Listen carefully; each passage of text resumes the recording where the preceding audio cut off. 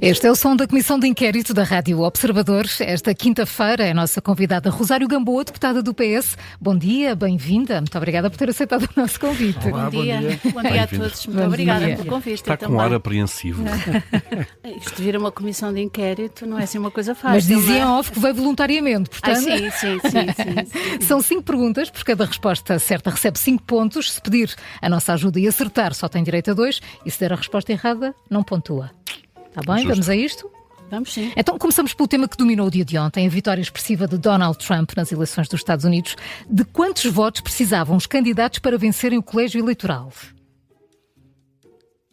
Qual era aquele número que era número. preciso? O número mágico daquela barra. Aquela barra a contar de um lado e do outro. Pois é, vi toda a noite de uma forma muito apreensiva o evoluir dos resultados. Julgo que Pode eram pedir ajuda. acima de... sei lá bem. Quer ajuda? Quer ajuda? 280?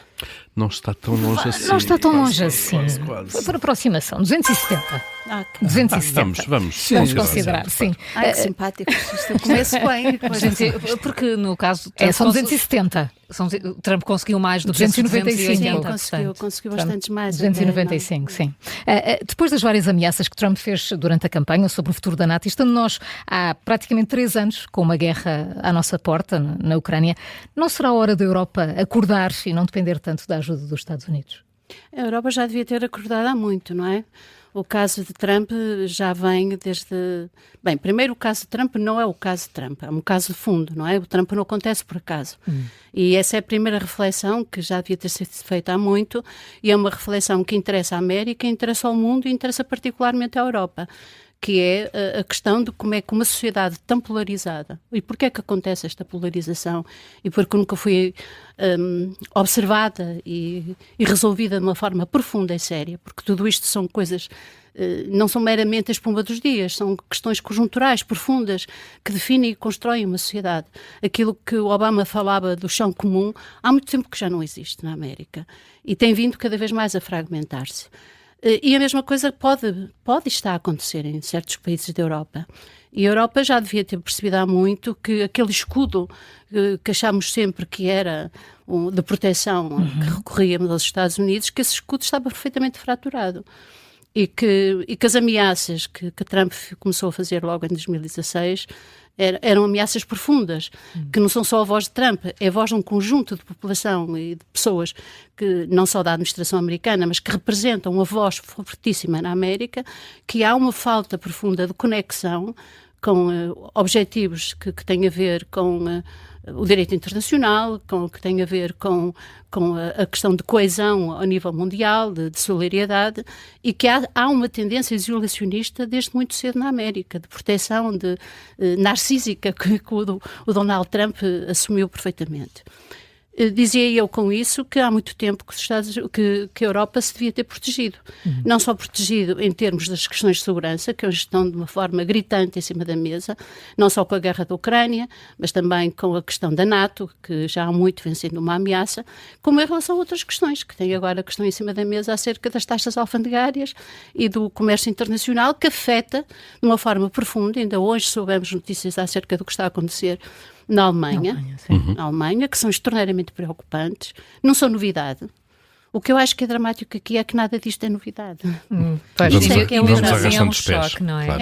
Parece que é um choque. Vamos para... Tem, 5 pontos. São 5 pontos, Sim, não é? 5 pontos. Esta notícia também é de ontem, se calhar hoje está mais na ordem do dia, deve conhecê-la bem. António Costa, José Leitão e Pedro Silva Pereira assinaram ontem um artigo no Público em que falam dos valores humanistas do Partido Socialista. O que lhe queremos perguntar é que título tem esse artigo? Leu, certamente. Em defesa... Sim? Em defesa não é do ADN do PS, Não. mas é dos valores do... Quase. Não é de valores. Não é depois... Imagina, em defesa da... não é da democracia, não são os Mas princípios. está lá. Não são os É, princípios, não é? mas... Mas é isso. É em da defesa. honra. É Da isso. honra. É isso mesmo, da honra do Lembro-me agora, PS. da Muito honra bem. do PS, é isso. Leu o artigo. Li. O que é que achou? Achei que aquilo que está no artigo, que é a defesa da honra do PS, no sentido da honra, no sentido da conjugação com os valores do PS, eu identifico-me completamente. António Costa fez aquilo que Pedro Nuno Santos devia ter feito? Não, eu acho que Pedro Nuno Santos fez o que era correto. O que Pedro Nuno Santos fez foi marcar-se, e bem, daquilo que foi a posição de um dirigente da FAU, que entretanto se demitiu, com um conjunto de afirmações que ele fez que de facto não tem a ver com aquilo que é as posições do PS, a maneira de estar do PS, a solidariedade que caracteriza um partido de esquerda que é o PS. Um partido que não penaliza, que pelo contrário integra. E acho que ele o fez, assumiu.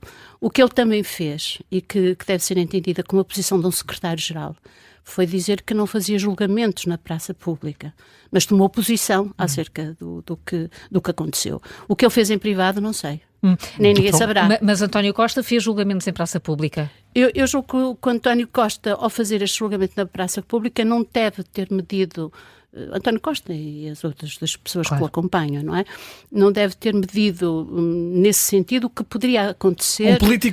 Um político tão experiente como António Costa não terá medido as consequências de publicar um artigo em que critica abertamente um elemento do PS? Talvez tenha razão. Talvez tenha razão naquilo que diz, porque António Costa é de facto um animal político completo, um homem extraordinário nessa dimensão. O que eu julgo é que a posição do Pedro Nuno tem alguma sensatez e equilíbrio no que diz respeito a preservar alguma serenidade, alguma coesão interna que tem a ver com o PS. Ele não pode, como secretário-geral, neste momento o António Costa já não é secretário-geral, mas em tempos protegeu gente que fazia parte da sua equipa e teve essa atitude. E um secretário-geral deve abster-se de julgar na praça pública, ainda por cima num momento tão complicado como aquele que estamos a viver. Não significa nada disto que o secretário-geral não se tenha demarcado. Aliás, por exemplo, a nossa líder parlamentar, Alexandra Leitão, logo no X, demarcou-se no mesmo dia, não é? E outras pessoas se demarcaram. Eu pertenço às mulheres socialistas, sou feminista. E as mulheres socialistas também se demarcaram. Mas António Costa fez bem em ter dito publicamente isto ou está a criar um embaraço à atual liderança do Partido Socialista? Eu não vou julgar isso porque não tenho capacidade para fazer. Eu julgo que António Costa, como acabaram de dizer, é uma pessoa experiente e sabe o que faz. Assumiu a posição que entendeu que devia assumir e tem toda a liberdade de fazer. Agora, essa posição do António Costa não é comparável com a posição que tem que ter um secretário-geral. E é esta a questão que eu acho que deve ser vincada. O Dr. António Costa, quando era secretário-geral, também tomou posições idênticas e fez-lo bem. Muito bem, seguimos em frente. São mais 5 pontos, portanto, 10 o pleno. Vamos mudar de tema agora também. Agora que vai ser, quando vierem as datas. Agora vamos aos números. Não, já tivemos números também com as eleições americanas. Agora estes são números internos. O Governo apresentou há cerca de um mês um pacote de medidas destinadas ao setor da comunicação social. A pergunta é simples, quantas medidas tem essa proposta completa ou esse pacote? 17 medidas. Não? Não quer ajuda? Já consideramos errado? Não, pode tentar. Dou-lhe aqui 3 hipóteses. É melhor. 15, 25 ou 30 medidas.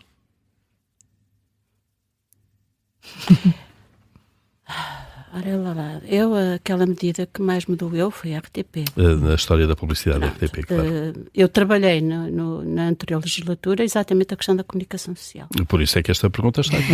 Nada é por acaso. 30 medidas eram bem-vindas, porque há muita coisa a fazer na comunicação social. Quer bloquear essa resposta? Quero. 2 pontos, 30 medidas. 2 pontos, teve ajuda aqui. Pois tive. Sim. Não, e hoje 17 acho que eu confundi com outras. Talvez. Estas foram 30, aliás, foi muito de referir 30 medidas para a comunicação social e precisamente porque este é um dos temas que a Rosário Gamboa costuma acompanhar. Costumava, mas ainda há poucos meses, mas não desaprendeu não desaprendi e digo claro. Uma coisa, é uma área que bem precisa de uma atenção particular, até por aquilo que começamos por falar. O que está a acontecer nos Estados Unidos. E há uns meses, a Rosário Gamboa defendeu recentemente até um pacto de regime para o setor dos mídias, da comunicação social. Acha que o PS devia tentar entender-se com o Governo à volta destas medidas, concordando mais com umas do que com outras, certamente? Eu julgo que um pacto de regime para a comunicação social continua a ser vital. Não é? Isto não são medidas, não se deve encarar a comunicação social de uma forma casuística e pô-la ao sabor da corrente do que vem um partido e que vem outro e que vem outro. e até devem ser medidas estruturantes. Aquilo que está a acontecer na comunicação social, ou a omissão da comunicação social face ao que está a acontecer na realidade, é demasiado sério, não é? É uma coisa extraordinariamente séria. Nós estamos numa época em que não é só a desinformação que está em cima da mesa, é a não-verdade. E a não-verdade começa a ser banalizada e a ser perfeitamente aceito como sendo um direito ou uma opinião, não é? Aquelas verdades alternativas que o Trump começou a inventar, não é? Que é uma verdade alternativa, não é verdade, mas é a minha verdade alternativa. E agora passaram a ser mesmo inverdades, quer dizer, quando se diz que se comem gatos e cães e coisas piores ainda, ou que se deve tomar lexívia quando se está com Covid, tudo isso começa a ter uma certa banalização e a ser uma estratégia de manipulação. Mas voltando à questão que me está a colocar, e que essa que sim é uma questão de fundo, acho que a comunicação social deve ter uma garantia de estabilidade, de previsibilidade, e essa garantia deve estar assegurada em torno de um financiamento condigno, não é? E quando falo de ser público. Público, claro, eu estou a falar da comunicação social pública, fundamentalmente, não estou a referir neste caso é RTP, privada. Grupo RTP. Sim, não só a RTP, mas também a Lusa, e depois no que diz respeito à comunicação local e regional e a outra comunicação nacional, que também deve ter os apoios que são necessários, porque nem tudo se resolve com lucros das empresas, e nós sabemos isso muito bem, vocês sabem aqui, sabem outros órgãos de comunicação social, e é preciso criar aqui uma base sólida de apoio à comunicação social. Isso sem dúvida, não tenho a menor dúvida que é possível. Se é possível neste momento um entendimento com o PSD, começa a ter dúvidas, porque a estratégia que está em cima da mesa induz à desvalorização daquilo que é o órgão máximo de serviço público, que é a RTP, induz à sua desvalorização, à sua fragilização, quando ela for frágil e quase supérflua, quase diminuta, então nessa altura começa a voltar a estar sobre a mesa uma estratégia que o PSD já tinha tido em tempos e que a AD agora reforça, que é uma estratégia de privatização. Não haverá então base para entendimento aqui neste caso? Eu julgo que vai ser difícil, mas que era bom e que era necessário, não tenho a menor dúvida. Seguimos em frente? Ou ainda... Vamos seguir em frente, ainda tem 2 perguntas. Portanto, 12 tem pontos, 12 pontos, tem 10 por conquistar. E mais 10 vai ser fácil. Vamos mudar de dossiê. Vamos para a Câmara do Porto, que desde 2002, as datas estou eu a dar, desde 2002, que não é presidida por um socialista. É verdade. Quem é que foi o último candidato do PS a vencer as eleições, não a presidir, mas a vencer? Manuel Pizarro. O último candidato a vencer as eleições. O último candidato a vencer do PS. Foi o Tiago Barbosa Ribeiro. Não, Câmara Municipal do Porto. Da Câmara do Porto. O último candidato do PS que venceu a Câmara Municipal do Porto. O último que venceu? Sim. Foi... Venceu julgo que ainda esteve, depois do Fernando Gomes, ainda esteve ai meu Deus, como é que esteve certo, sim, mas será que venceu esse? Não, ele ficou com a desistência do Fernando Gomes. Exatamente. Mas quem venceu? A pergunta é quem venceu. Foi o Fernando Gomes. Isso. Foi substituído depois pelo Nuno Cardoso. O Nuno Cardoso, exatamente. Quando Fernando Gomes foi para o governo. Mas os dois tiveram uma pessoa extraordinária sempre, que foi a Maria Manuela de Melo, vossa colega. Sim, vereadora. Foi a senhora que fez o Porto Capital da Cultura e que deixou um lastro profundo. Porque as coisas sérias são as coisas que são profundas e complexas, não é? E que fazem que trabalham em rede, na retaguarda, no chão das coisas. Já vamos falar de cultura na última pergunta. Mas agora falamos aqui deste deserto, deste jejum que o PS está a ter no Porto. Quem é que acha que devia ser o próximo candidato do PS ao Porto?